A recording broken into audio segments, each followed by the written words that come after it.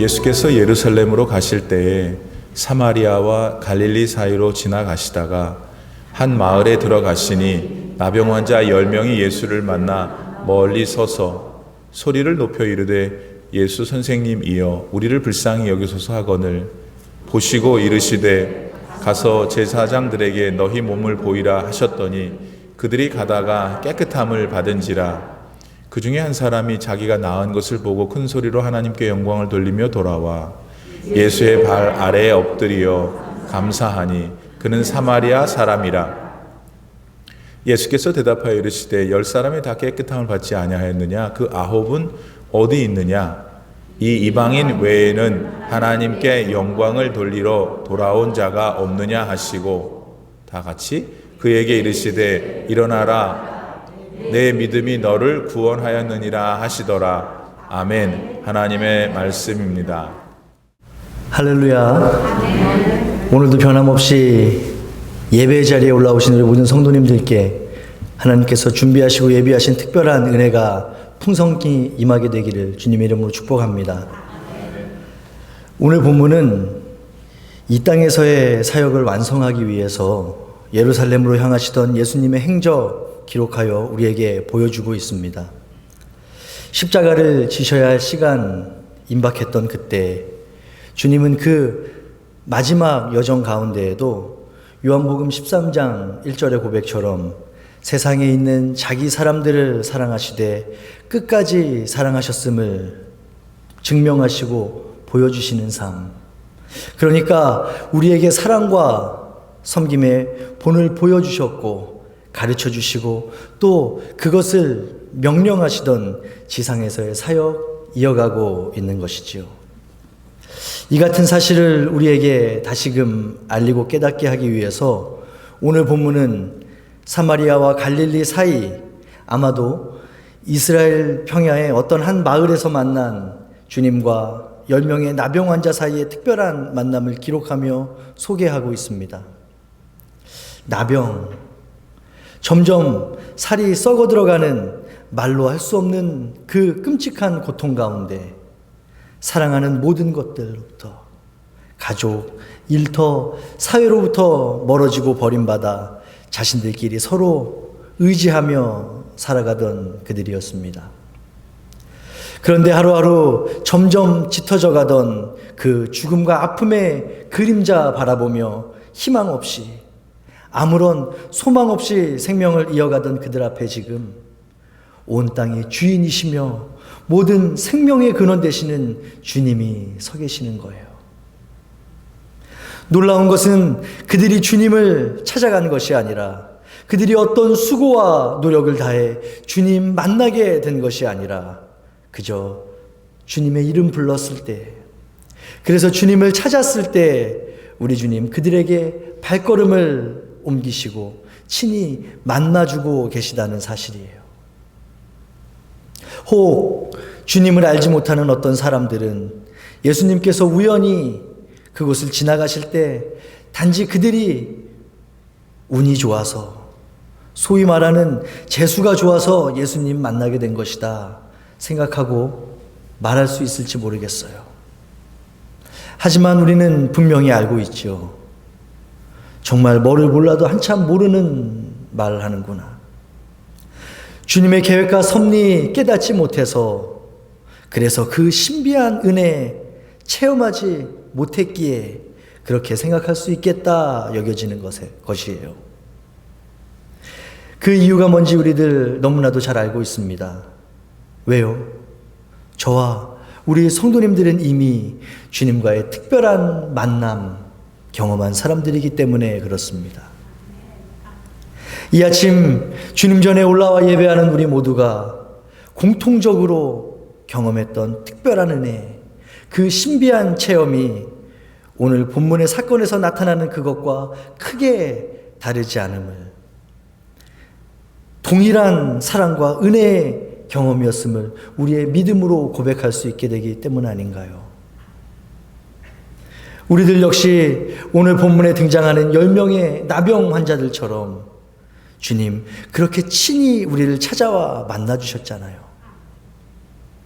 그러니까 우리가 어떤 노력을 하고 선한 일을 해서가 아니라, 어떤 자격을 갖춰서가 아니라, 가진 것이 많고 지식이 풍부하며 잘나서가 아니라, 그것도 아니면 어쩌다 우연히 다른 사람들보다 재수가 좋아서가 아니라, 사랑의 주님께서 우리들 이전에는 미처 알 수 없었고 깨달을 수 없었던 그 사랑과 은혜로 친히 저와 우리 성도님들 찾아와 만나 주셨다는 사실, 바로 이것을 늘 우리 삶 속에, 또 우리들 앞으로 계속해서 걸어갈 모든 신앙의 여정 가운데 기억하며 나아가야 할 줄 믿습니다.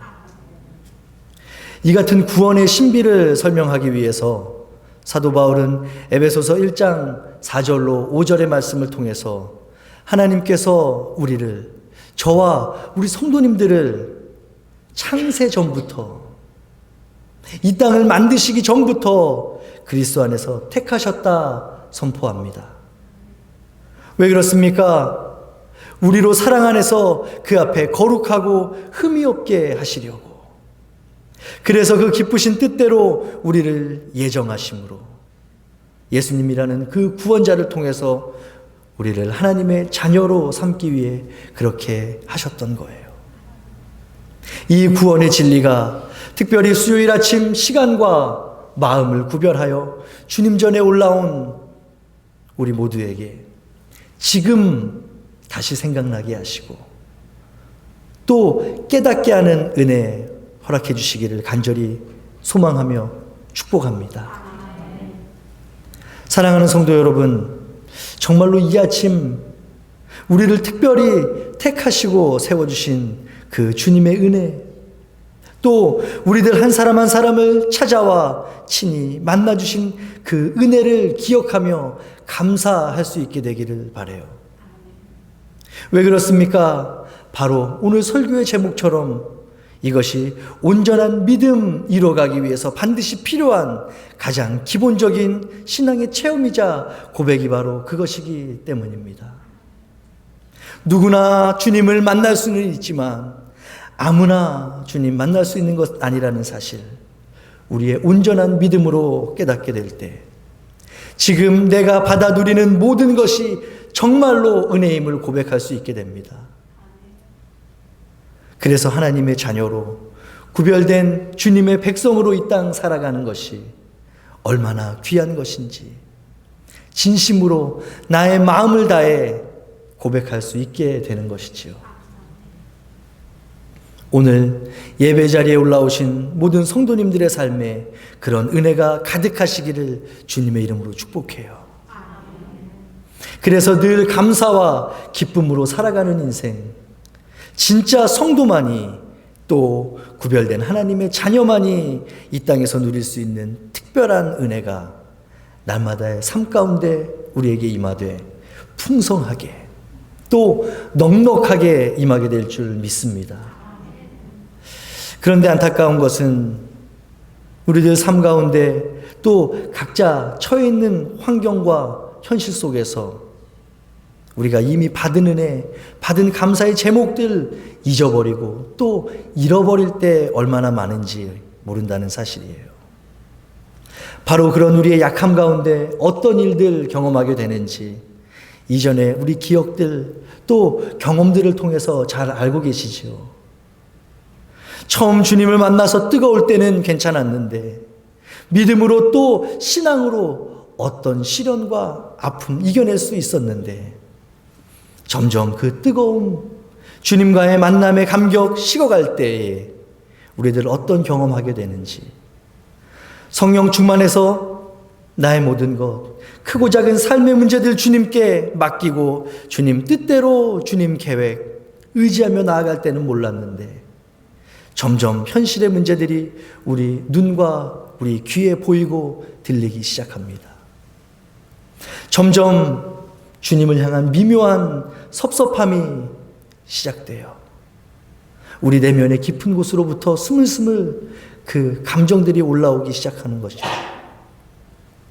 괜히 나만 손해보는 것 같고 남들 다 가지고 있는데 나만 없는 것 같아서, 남들 다 누리는데 나만 누리지 못하는 것 같아서 속이 상하기 시작하는 거예요.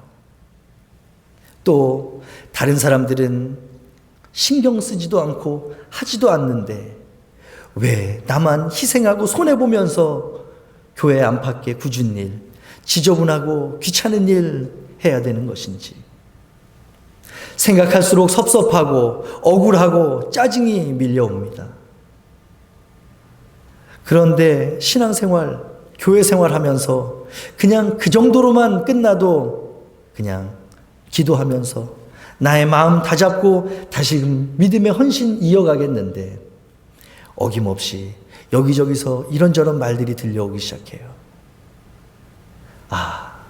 내 진심은 그것이 아닌데 다른 사람들의 마음, 다른 사람들의 생각은 나와 같지 않구나. 때로는 그것들이 얼마나 우리를 낙심하게 만들고 실망하게 하는지. 신앙생활하면서 우리 성도님들 그런 경험 있으시지요? 만약 우리 삶의 한편에 그런 모습과 기억들 떠오르신다면 놀라운 계획과 섭리 가운데 나병 환자들을 만나고 계시는 오늘 본문의 주님 기억하실 수 있기를 주님의 이름으로 축복해요. 그리고 동시에 오늘 우리를, 아니요, 지금 나를 찾아와 만나주신 그 주님을 우리 마음속에 떠올리시기를 바랍니다. 세상에 수많은 사람들이 우리와 똑같이 구원의 소식 들었는데 어찌해서 나를, 또 우리 성도님들 한 사람 한 사람을 특별히 사랑하셔서 그 말도 안 되는, 그래서 이성적이지도 않고 허무맹랑하게 보일 수도 있는 그 성경의 기록들이 믿어지게 하셨는지, 눈에 보이지도 않고 만질 수도 없는 하나님이 나를 얼마나 사랑하시는지, 나를 얼마나 귀하게 여기시고 보호하시며 상상할 수 없을 만큼 섬세하고도 치밀하게 나의 삶 인도해 주시는지가 믿어지는 은혜.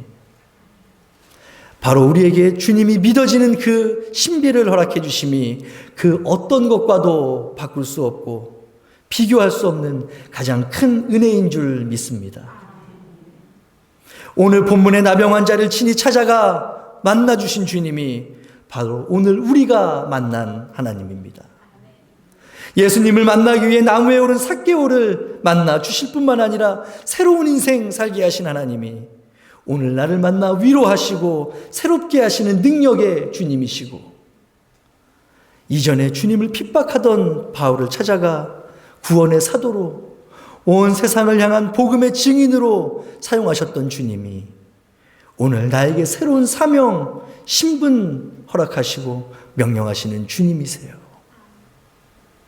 사랑하는 성도 여러분, 우리가 선해서, 우리가 의로워서, 우리가 남들보다 뭔가 잘나고 특별해서가 아니라 그저 우리를 사랑하심으로 주님은 우리를 만세전부터 세상과 구별해 주셨고 전적인 은혜로 우리를 찾아와 만나 주심으로 결국 치유하시고 회복해 하셨음을 기억하는 이 아침 되기를 바랍니다. 그래서 우리가 아직 죄인 되었을 때에 그리스도께서 우리를 위하여 죽으심으로 하나님께서 우리에게 대한 자기의 사랑을 확증하셨다고 고백하는 이 로마서 5장 8절의 선포가 오늘 본문에서 발견할 수 있는 첫 번째 가르침을 대하는 저와 우리 성도님들의 고백이 되기를 주님의 이름으로 소망합니다. 바로 주님께서 우리 친히 찾아와 만나주셨다는 그 사실이 오늘 본문의 사건, 주님과 나병 환자들의 만남을 통해서 우리들 다시 떠올리고 되새기며 감사할 수 있는 신앙의 교훈이자 우리 모두들 가지고 있는 과거의 공통된 경험이기 때문에 그렇습니다. 비록 우리에게 문둥병이라 불리는 그 나병은 없을지 몰라요. 그런데 우리 스스로는 도저히 해결할 수 없는 죄라는 병에 걸려서 하루하루 소망도 없이 희망도 없이 살아가던 나였음을 우리 성도님들이었으면 고백할 수밖에 없잖아요. 영원한 죽음을 향해 인생의 발걸음 옮기며 하루하루 허무한 삶, 의미 없는 인생 살아갈 수밖에 없던 우리 주님 불쌍히 여겨주시고 친히 찾아와 만나주시며 치유해 주심으로 이제는 영원한 생명을 소망하며 살아가는 사람, 세상과는 구별된 주님의 자녀로 회복해 주심이 너무나도 유명한 오늘 본문의 사건 10명의 나병 환자 만나시고 그들을 치유해 주시는 주님 모습 바라보면서 우리들이 가장 먼저 떠올려야 할 감사의 제목입니다. 또한 우리 삶에 늘 되새기고 기억하며 나아가야 할 깨달음과 신앙의 원동력이 되어야 할 줄 믿습니다. 계속해서 오늘 본문의 내용을 통해서 발견할 수 있는 두 번째 가르침은 온전한 믿음을 우리 주님께서 찾고 계신다라는 사실이에요. 주님께서는 온전한 믿음을 찾고 계세요. 오늘 본문을 살펴볼 때 저의 어린 시절 설교를 들은 기억을 되뇌어 봐도 적지 않은 경우 사람들은 주님께 감사하러 돌아오지 않은 9명의 나병 환자들을 향해서 손가락질하는 것을 보게 됩니다. 어떻게 그럴 수 있는가? 배은망덕한 사람들이다. 그런 사람들은 하나님의 은혜, 예수님의 이적 경험할 자격도 없다 이야기예요. 맞습니다. 충분히 그렇게 생각할 수도 있지요. 저 역시도 어느 정도 그런 감정과 판단에 동의합니다. 하지만 오늘 본문의 내용을 묵상하면서 설교를 준비하는데 문득 이 9명의 나병 환자들을 향해 우리들 판단하고 정죄하기 전에 그들의 모습을 통해서 오늘 나의 신앙을 점검하고 확인한다면 오늘 본문이 우리에게 알리고자 하는 주님의 가르침 그리고 그 본문의 목적이 더 선명해지지 않을까 생각이 들었어요. 그렇다면 예수님께서 나병 환자를 치료해 주셨던 오늘 본문의 이적 사건 우리들 바라보면서 과연 그 사람들에게서 어떤 것을 배워야 하고 또 우리 삶과 신앙에 어떤 것을 적용하며 살아가야 할까요? 우선 이전까지 우리의 생각과 시선을 조금 바꿔서 혹시 우리가 10명의 나병 환자에게 배울 점이 무엇이 있을까라는 것을 살펴보면 그들에게 공통적으로 주님을 향한 절대적인 믿음, 의심하지 않는 믿음이 있었다는 사실을 발견하게 됩니다. 지금 내 앞에 서 있는 저 예수라는 청년은 반드시 나를 낫게 해줄 거다. 그 믿음이 그들에게 있었고 또 성경의 기록대로 그들은 어느 누구 하나 빠짐없이 자신들의 믿음대로 주님으로부터 나병 치유받았어요. 혹시 우리 성도님들은 나병이 어떤 병이신지 실제로 체험적으로 알고 계신 분 있으신가요? 나병을 알았다는 게 아니라 나병을 앓는 사람들을 본 적이 있다던가 하는 그런 경험들. 우리 최숙자 권사님을 보신 적이 있으신가 봐요. 솔직히 저는 요즘 말로 이 한센병이라 불리는 이 병이 어떤 것인지 성경이나 문헌이 기록하고 있는 것으로만 접해봤어요. 실제로 그래서 어느 정도인지 그것이 얼마나 끔찍하고 무서운 병인지 실감하지 못하는 것이 사실입니다. 그래서 나병이라는 것이 어떤 것인가, 어떤 병을 얘기하는 것인가 살펴보니까 피부 및 점막 그리고 안구, 이 눈의 발진과 각종 염증을 일으키는 병이래요. 그래서 피딱지를 나게 하고 그 안에 피가 나고 해당 부위의 감각을 잃어버리게 되거나 반대로 살짝만 스쳐도 과민하게 느껴지는 극과 극의 상황 경험하게 되는 아주 고통스러운 병이래요. 그것도 전염병이라고 합니다. 나균이라는 병원균으로 감염되는 이 병은 좀 더 간단하고 쉽게 설명할 때 사람이 살아있는 채로 썩어가는 병이라고 말해요. 몸이 썩어가고 문드러지고 상처가 나고 부러지고 발에 못이 박혀도 감각이 없습니다. 분명 살아는 있지만 살아있다 표현할 수 없을 정도의 비참함과 끔찍함이 있던 병이 바로 오늘 본문에 나오는 이 나병이었어요. 특히 저의 눈을 끄는 것은 그것이 전염병이었다는 사실입니다. 사실 전염병 역시 저 개인적으로는 나병처럼 우리 일상에서 잘 실감하지 못했던 것도 사실이에요. 그런데 이제는 달라졌죠. 누구라도 이 전염병의 무서움 모르는 사람 없습니다. 가까운 사람 중에 그것으로 고통당하는 사람 보기도 했고, 심지어 그 전염병으로 온 사회가 멈추는 경험 우리들 지금도 하고 있잖아요. 왜요? 코로나 때문에. 과학기술이 이렇게나 발전한 현대 사회에서도 이런데 약 2000년 전 피부가 썩어가는 병인데다가 전염이 되는 병, 그것을 앓고 있던 사람들을 대하는 사회와 사람들의 모습이 어떠했을지, 그들이 얼마나 비참하고 절망적인 상황에 놓여 있었을지 우리는 어렵지 않게 짐작할 수 있게 되는 것이지요. 실제로 당시에는 율법에 의해서도 나병에 걸렸던 사람은 가족과 떨어져서 마을 밖에서 그들끼리 같은 병에 걸린 사람들끼리만 모여 살아야 했대요. 또한 그들은 사람들, 특히 유대인들 가까이에 갈 수도 없었을 뿐만 아니라 성경 주석에 보니까 문둥병자가 이렇게 서 있잖아요. 근데 이쪽에서 바람이 불어와요. 여기에 멀쩡한 사람이 있으면 안 됐대요. 바람이 부는 것만으로도. 그래서 서 있던 자리를 옮겨가야 했다. 주석은 기록하고 있습니다. 인간적으로도 또 사회적으로도 사형 선고를 받았던 사람들이 바로 오늘 본문에 소개되고 있는 나병 환자들이었어요. 부정한 사람으로 여겨졌기 때문에 건강한 사람들에게 가까이 갈 때는 큰 소리로 내가 여기 있다는 것을 알려야 했어요. 그래서 오늘 본문 12절과 13절의 모습으로 주님을 만나고 있는 것이 아닌가 생각하게도 됩니다. 한 마을에 들어가시니 나병 환자 10명이 예수를 만나 멀리 서서 소리를 높여 이르되 예수 선생님이여 우리를 불쌍히 여기소서 하거늘.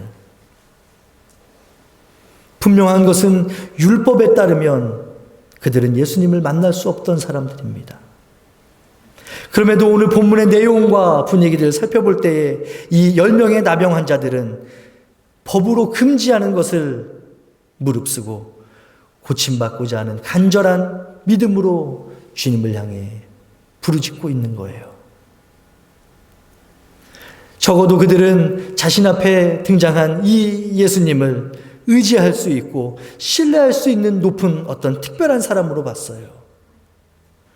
예수님을 주인이라는 뜻을 지닌 선생님이요 라는 표현으로 부르는 것을 볼 때 그들은 이미 이 예수님은 능력이 있으신 분이다.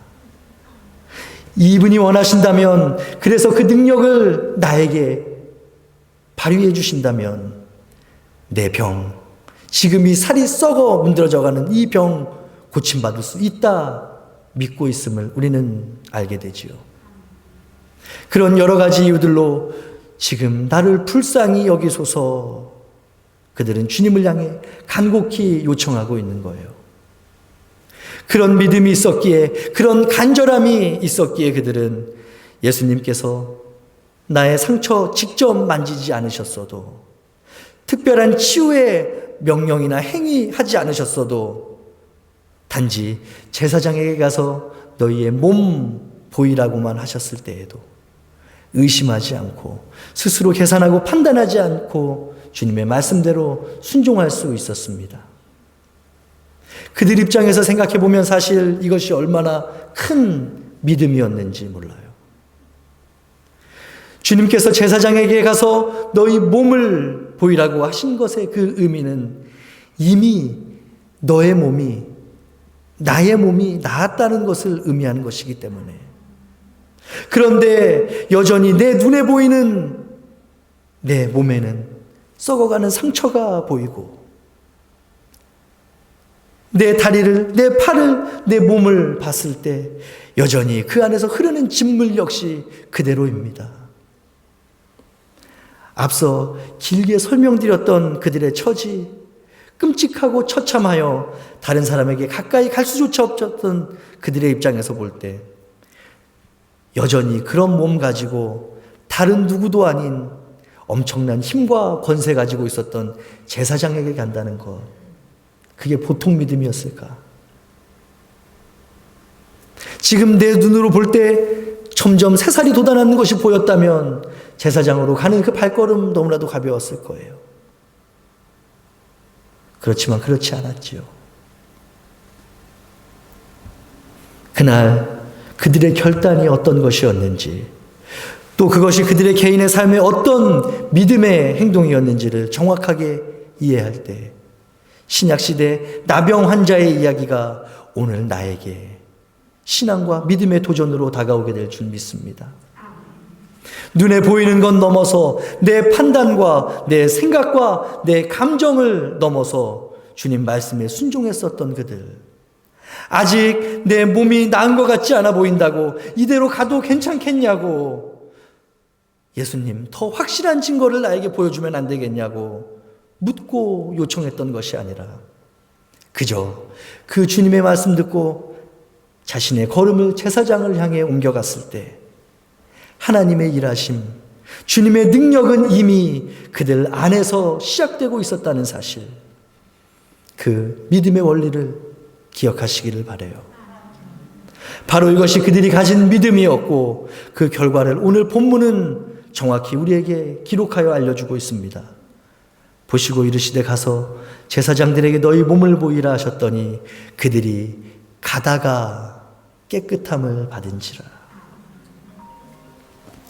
오늘 본문은 정확하게 그들이 제사장에게로 가다가 제사장에게 자신의 몸을 보이기도 전에 깨끗함을 받았다, 우리에게 알려주고 있는 것이지요. 분명한 것은 우리들 이 사건을 두 가지 관점으로 나누어서 살펴볼 때 첫 번째로는 이것이 전적인 주님의 은혜였다는 사실과, 두 번째로 그 나병 환자들은 분명 치유받을 만한 믿음과 확신이 있었다는 사실, 이 두 가지를 우리가 발견할 수 있게 되는 거 아닌가요? 사랑하는 성도 여러분, 오늘 우리에게도 이 10명의 나병 환자들이 보여주는 무조건적인 믿음과 순종의 모습이 나의 생각 속에서, 나의 삶의 모습 속에서 발견되어지기를 바랍니다. 부끄럽지만 때로 저의 삶 가운데 주님의 일하심 경험하지 못하는 가장 큰 이유가 무엇일까 곰곰이 생각해 보면, 어쩌면 내가 하나님께서 일하실 그 여지 주지 않아서 때문은 아니었는가 깨닫고 회개할 때가 얼마나 많은지 몰라요. 우리 성도님들은 어떠신지요? 주님께 바라고 기도하면서도 마음속으로는 이미 그 결과를 미리 예상하고 예측합니다.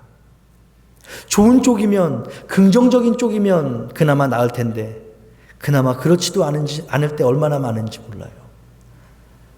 아마 안 될 거야. 그건 좀 힘들겠지. 주님 기도하라 하시니 기도의 자리에 올라와 기도 드리기는 하는데 그 안에 확신이 없습니다. 이전에 내 경험과 생각이 이미 나의 생각 속에, 우리 마음 속에 가득하기 때문에, 그래서 우리는 본능적으로 눈에 보이는 좀 더 확실한 증거를 주님께 요구하지요.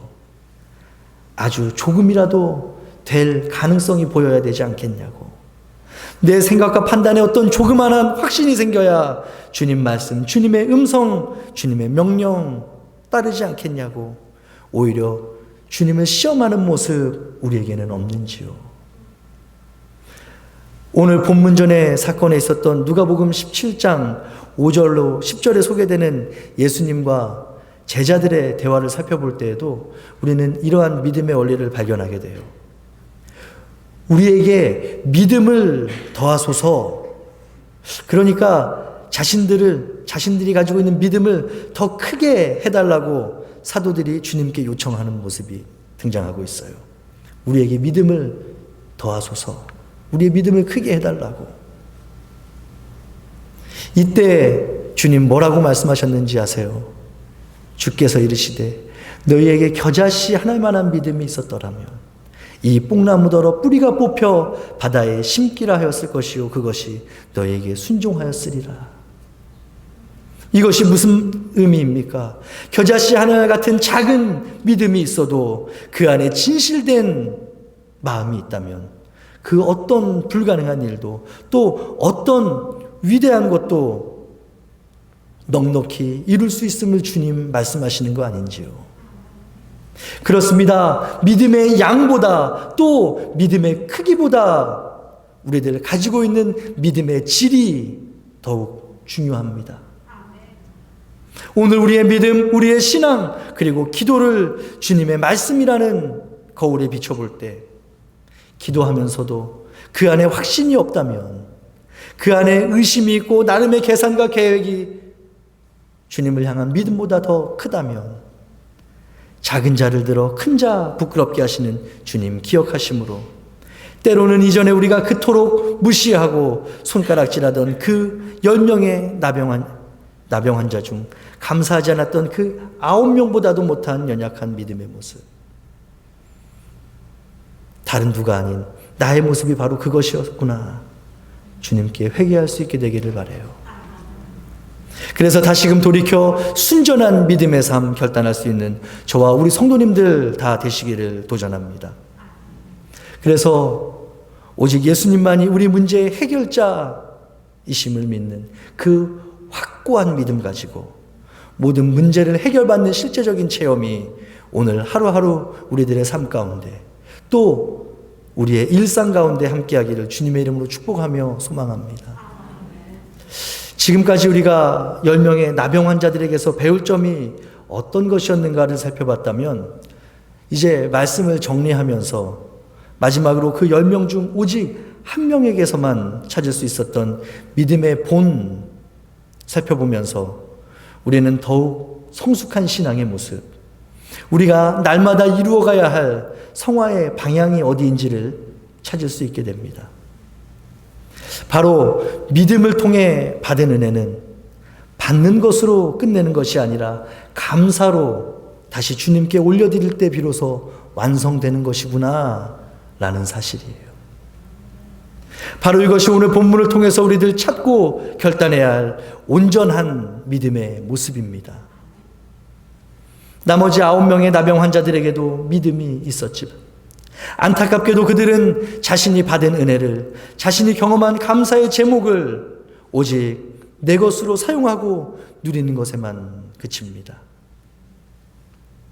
주님께서 예비하시고 허락해 주신 완전한 은혜 가지고도 절반만 누리고 있는 안타까운 모습이지요. 사랑하는 성도 여러분, 우리들이 이제까지 살펴봤던 것처럼 믿음은 나병을 치유하는 능력으로 나타났어요. 그러나 받은 은혜를 감사하며 제사장들에게 향하던 자신의 발걸음을 멈춘 한 사람, 그리고 곧 발걸음의 방향을 돌려서 다시금 주님께 나아왔을 때 다른 9명과 구별된 단 한 사람의 사마리아 사람은 완전하고도 온전한 은혜 누리게 되었다는 사실. 그래서 주님을 기쁘게 하는 성숙한 믿음으로 성경에 기록되어 오늘날 저와 우리들에게 소개되고 있다는 사실을 기억하기를 바랍니다. 그 믿음의 결단과 행함을 통해서 주님 오늘 우리에게 원하시고 명령하시는 믿음의 완성 이루어갈 수 있는 저와 성도님들 되시기를 주님의 이름으로 도전하며 축복합니다. 바로 이것이 우리들 날마다 삶 가운데 추구하며 나아가야 할 온전한 믿음의 모습이기 때문에. 그렇다면 과연 왜 우리가 이처럼 받은 은혜에 대한 믿음의 완성을 이루어가야 하는 것인가? 본문 19절에 나와 있죠. 그에게 이르시되 일어나 가라 너의 믿음이 너를 구원하였느니라 하시더라. 감사를 모르는 9명보다도 감사하는 한 명으로 인하여 기뻐하시는 주님께서 그에게 칭찬을 아끼지 않으시며 믿음의 구원, 바로 비로소 치유를 넘어선 구원을 말씀하시고 있기 때문에 그래요. 그렇습니다. 이 온전한 믿음을 확인하셨을 때 예수님은 그의 육신의 치유와 더불어 그의 영혼까지 구원해 주셨던 거예요. 이 아침 우리에게 허락해 주신 누가복음 17장의 본문, 10명의 중풍병자를 만나고 계신 주님을 통해서 발견할 수 있었던 이 은혜의 사건들을 보면서 받은 은혜로 멈춘 것이 아니라 다시금 돌아와 감사로 주님께 영광 올려드렸던 그 한 사람만이 영원한 생명, 구원과 은혜의 영광 누리게 되었음을 우리는 오늘 본문의 기록을 통해서 발견하게 되는 것이지요. 사랑하는 성도 여러분, 어쩌면 감사하지 못했던 9명의 믿음이 때때로 저와 우리 성도님들의 모습에서, 생각에서, 말에서, 행동에서 발견되는 것은 아닌지 늘 말씀과 기도로 우리의 신앙과 믿음 점검할 수 있어야 합니다. 주님 우리에게 허락하신 모든 것에 감격과 감사 잊어버리고 나를 위해 주어진 그것만 누리는 것에만, 쓰는 것에만 우리의 온 정신과 관심이 향해 있다면 그것이 바로 주님께서 우리에게 허락해 주신 완전한 은혜를 가지고도 감사하지 못하여 절반만 누리고 있는 안타까운 모습이라는 사실, 그리고 그것은 언젠가 우리들 주님 앞에 서게 되는 날 나를 향한 주님의 책망과 질책으로 변하게 될 것이라는 사실 깨달아 지금 내 신앙과 믿음의 모습이 내가 필요하여 원했던 것, 주님께 받는 것으로만 만족하고 있는 모습은 아닌지, 지금 누리고 있는 풍요와 안정에 갇혀 그 모든 것 허락해 주신 것, 그 주인 주님을 잃어버리고 잊고 있었던 것은 아닌지 이 아침 주님을 예배하는 우리 모두에게 각자의 신앙과 믿음 점검할 수 있는 기회의 시간 되기를 간절히 소망하며 축복합니다.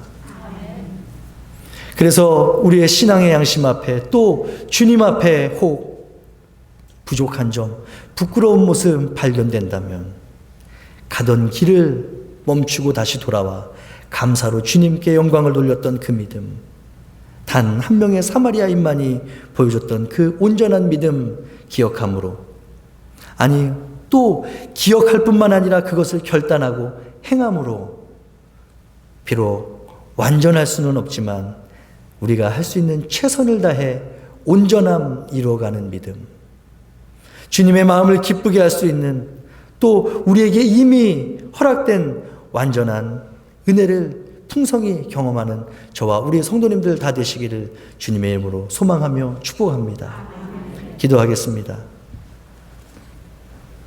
사랑과 은혜가 충만하신 우리 주 하나님, 오늘도 변함없이 주님의 자녀들 주님 전에 올라와 예배할 수 있는 건강과 믿음, 그리고 신앙과 의지 허락해 주시니 감사합니다. 늘 우리에게 말씀으로 오늘을 살아갈 지혜와 능력을 더하여 주시는 주님, 이 아침 우리에게 허락해 주신 누가복음의 본문을 나누며 다시금 우리 각 사람을 친히 찾아와 만나주시고 사랑과 은혜로 안아주시며 새로운 신분, 새로운 사명으로 살아가게 하신 주님의 은혜를 떠올리게 하시니 감사합니다.